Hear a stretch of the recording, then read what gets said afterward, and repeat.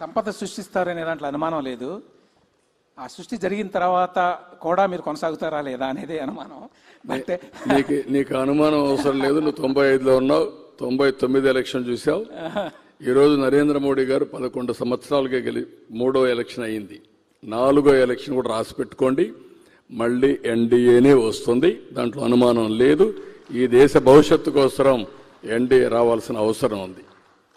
Sir, మీరు ఇప్పుడే super six గురించి మాట్లాడారు, పథకాల గురించి. నేను వేసిన లెక్క ప్రకారం కూటమి ప్రభుత్వం ప్రస్తుతం యాజ్ ఆఫ్ నౌ ఏడాదికి దాదాపుగా 50,000 కోట్ల రూపాయలు ఖర్చు పెడుతోంది సంక్షేమ పథకాల మీద. ఎందుకంటే అందులో బాహుబలి స్కీము ఉన్నది, ఎక్కువనే పెడుతున్నాం. అంటే మీరు ఈ 4-5 స్కీములే, ఇంకా చిన్న చిన్నవి చాలా ఉన్నాయి. నేను చెప్పేది పెద్ద స్కీములు, ఎస్పెషల్లీ ఎన్టీఆర్ భరోసా, అదొకటే దాదాపుగా 30,000 కోట్లు అవుతుంది, 33,000 కోట్లు అవుతుంది ఏడాదికి. ఇది కాకుండా ఇంకా 2-3 స్కీములు మీరు ప్రవేశపెడతామని చెప్తున్నారు. అవి కూడా ప్రవేశపెడితే ఈ బడ్జెట్ అంటే సంక్షేమ బడ్జెట్ 1,00,000 కోట్లకి వెళ్ళేటువంటి అవకాశం ఉంది. 1,00,000 కోట్ల రూపాయలంటే మన బడ్జెట్ ఇప్పుడు పోయిన ఏడాది 3,30,000 అనుకుంటాను కోట్లు. 1,00,000 కోట్లు అంటే దాదాపు మూడో వంతు సంక్షేమం మీద పెడితే పెట్టగల సామర్థ్యం ఉన్నదా ఆంధ్రప్రదేశ్కి ఇవాళ వస్తున్న రెవెన్యూస్కి? అంటే అల్టిమేట్గా పబ్లిక్ ఏదైతే మేము చెప్పామో ఆ రోజు దాన్ని నిలబెట్టుకోవాల్సిన అవసరం ఉంది. అదే మరిగా అభివృద్ధి కూడా ప్యారల్గా తీసుకెళ్ళాలి.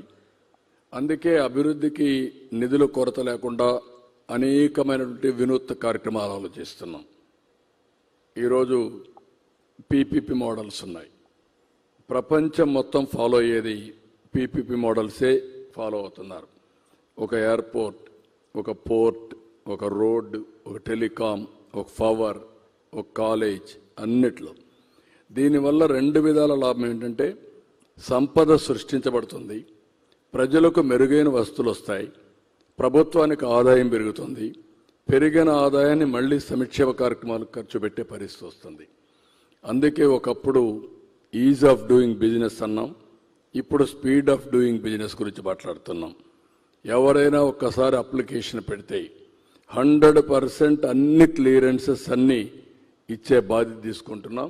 అదే మరిగా రాబోయే రోజుల్లో అవసరమైతే ఎవరైతే పెట్టుబడులు పెడతారో వాళ్ళు పెట్టుబడులు పెట్టిన తర్వాత వాళ్ళు కట్టే ట్యాక్సుల నుంచే వాళ్ళకి ఇవ్వాల్సిన ఇన్సెంటివ్స్ ఇస్తాం. ఆదాయం వస్తుంది, ఆదాయం నుంచి వాళ్ళకు మళ్ళీ ఇస్తాం, కొంత ఆదాయం మనకు డబ్బులు మిగిలే పరిస్థితి వస్తుంది. ఇలాంటి వినూత్నమైన మోడల్స్ అన్నీ మాస్టరైజ్ చేస్తున్నాం. నాకు ఏమాత్రం అనుమానం లేదు, మీరే చూడబోతున్నారు. ఇవన్నీ చేస్తాం.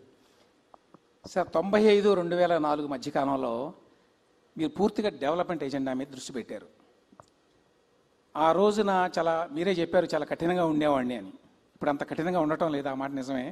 అప్పట్లో చేసిన ఇంకా కఠినంగా ఉన్నా అప్పుడు లేని అవకాశాలు ఇప్పుడు వచ్చాయి. ఇప్పుడు టెక్నాలజీ ఒక హ్యాండీగా తయారైంది. ఆ రోజు ఐటీ గురించి మాట్లాడేవాడిని, ఇప్పుడు ఐటీ గురించే కాకుండా ఏ ఆఫీసర్ ఏ విధంగా పనిచేశాడో టోటల్గా డీటెయిల్స్ అని అప్డేట్ చేసే పరిస్థితి వచ్చింది. కాబట్టి బాగా పనిచేయించడం తప్ప ఎవరిని అవమానం ఇచ్చే పరిస్థితి ఉండదు.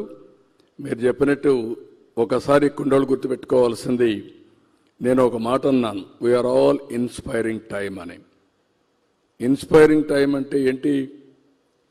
ఈరోజు గవర్నమెంట్లో 1 ఇయర్లో 700 సర్వీసులు వాట్సాప్ గవర్నెన్స్ ద్వారా ఏ ఆఫీసుకు పోయే పని లేకుండా మీకు నేరుగా అందించే పరిస్థితికి వచ్చాం.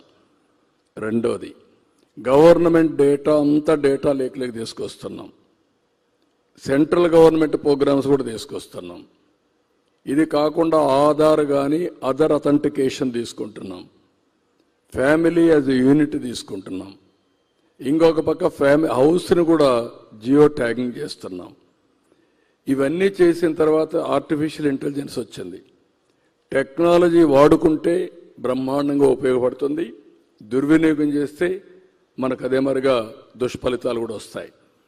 అదే సమయంలో ఈరోజు రియల్ టైంలో సెటిలైట్స్ వచ్చేసాయి, డ్రోన్స్ వచ్చాయి, సీసీటీవీ కెమెరాలు వచ్చాయి, ఐఓటీలు వచ్చాయి. ఏదైనా హెల్త్ కండిషన్స్ మానిటర్ చేయడానికి వేరబుల్స్ వచ్చాయి, సెన్సార్స్ వచ్చాయి. నవంబర్ లోపల 42 పారామీటర్స్ ఏది కావాలంటే అది రియల్ టైంలో తీసుకొని హిస్టారికల్ డేటా పెట్టి నిర్ణయం, సరి అయిన నిర్ణయం కూడా ఏఐ ద్వారా మళ్ళా లాస్ట్ మైల్ కమ్యూనికేట్ చేసే పరిస్థితికి వచ్చాం. ఇలాంటి వండర్ఫుల్ డేస్లో అచీవ్ చేయలేకపోతే దానికి కారణం మన యొక్క చేతగాంతనం అవుతుంది. నేను ఇంకొక దాన్ని కూడా గర్వపడుతున్నా. ప్రపంచంలో అన్ని దేశాలు మీరు చూస్తున్నారు, అన్ని దేశాల్లో ఏదో ఒకలాంటి సంక్షోభం వస్తూ ఉంది. నిన్న నేపాల్ చూశారు, ఆ మధ్యలో ఫ్రాన్స్ చూస్తున్నాం, ఇంకా చాలా దేశాలు ఇది ఉంది. కానీ సుస్థిరతకు మారుపేరు ఒక్క భారతదేశమే, నాయకత్వానికి కూడా మారుపేరు భారతదేశం.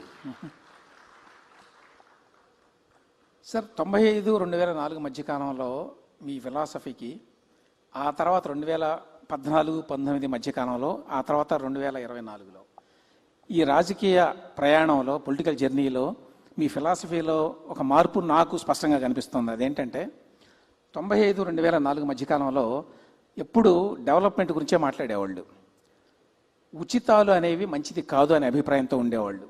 ఆ రోజున ప్లెయిన్ స్పీకింగ్లో కూడా మీ అభిప్రాయాలని చాలా నిర్మహమాటంగా కుండ బద్దలు కొట్టినట్టు చెప్పారు.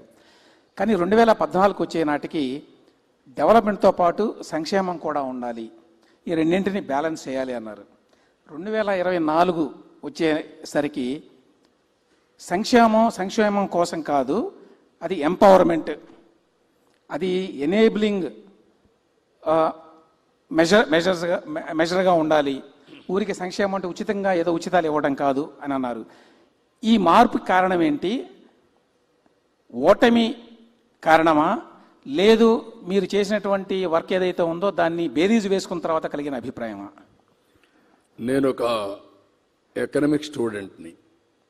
ఈ దేశంలో గర్వంగా చెప్పగలిగేది 91లో ఆర్థిక సంస్కరణలు వస్తే 95లో సెకండ్ జనరేషన్ రిఫార్మ్ స్టార్ట్ చేసింది నేనే.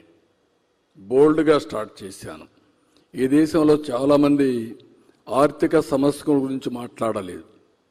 కానీ ఆ రోజు నేను చెప్పి ఇక్కడ మాట్లాడమే కాదు, ఫస్ట్ టైం దావోస్కు కూడా వెళ్ళి మేము ప్రపంచంలో ఎవరికంటే తక్కువ కాదు, మా దేశానికి రండి, పెట్టుబడులు పెట్టమని ఆహ్వానించాను. ఇలాంటివన్నీ చేశాం. ఈరోజు మీరు అన్నట్టు ఏంటంటే ఒక ఎకనామిక్ స్టూడెంట్గా ట్రికిల్ డౌన్ ఎఫెక్ట్, సంస్కరణలు తీసుకొస్తే సమర్థత పెరుగుతుంది, సంపద సృష్టించబడుతుంది, ఆటోమేటిక్గా అందరికీ ఆ సంపద అందుబాటులోకి వస్తుంది అనుకున్నాం. ఈరోజు జరిగేది మీరు చూస్తే కాలక్రమేణా P3 పబ్లిక్ ప్రైవేట్ పార్ట్నర్షిప్. ఒకప్పుడు ఒక ప్రాజెక్టు 50 కోట్ల ప్రాజెక్ట్ అంటే గొప్ప ప్రాజెక్టు. ఈరోజు 1,00,000 కోట్ల రూపాయలు పెట్టుబడులు పెట్టే పరిస్థితికి వస్తారు. ఒక ప్రాజెక్ట్, ఒక స్టీల్ ప్లాంట్, ఒక BPCL, ఒక NTPC గ్రీన్ హైడ్రోజన్, గూగుల్, ఇవన్నీ కూడా 1,000 కోట్ల రూపాయలు ఖర్చు పెట్టే పరిస్థితికి వస్తున్నారు. అయితే ఇక్కడ వచ్చింది ఏంటంటే